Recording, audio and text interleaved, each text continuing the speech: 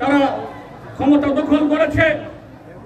আমরা লক্ষ্য করছি গত 6 বছরে ত্রিপুরাজ্যের কি পরিমাণ ধ্বংস তারা করেছে।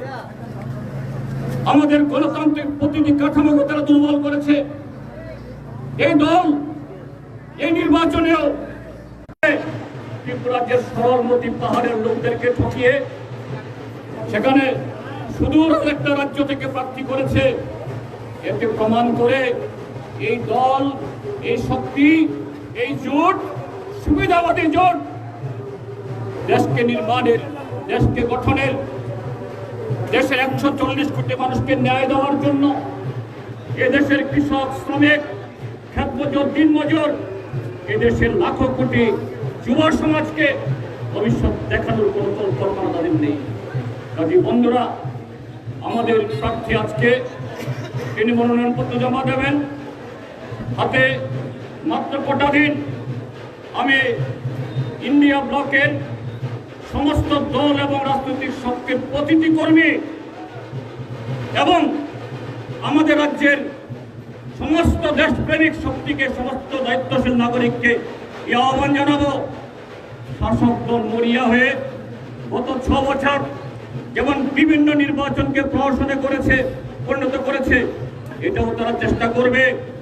প্রশাসনের একটা অংশ তারাও এই ক্ষেত্রে তাদের নিরপেক্ষ ভূমিকা দেখাতে পারছে না।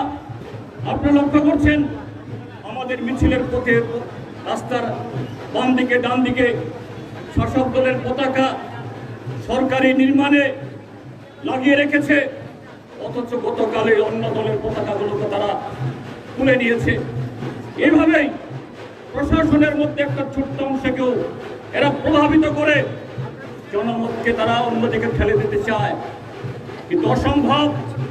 সারা দেশের মতো এই ত্রিপুরাজ্যের মধ্যেও দেশপ্রেমিক শক্তি, গণতান্ত্রিক শক্তি, যারা সংবিধান রক্ষা করতে চায় তারা ঐক্যবদ্ধ।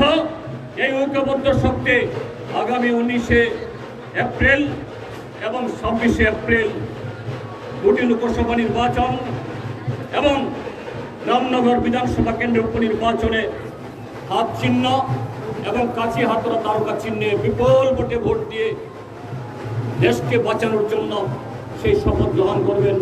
এই আহ্বান রেখে আবারও আপনাদের সকলকে অভিনন্দন জানাচ্ছি, শুভেচ্ছা জানাচ্ছি, নমস্কার এবং আদাব জানাচ্ছি।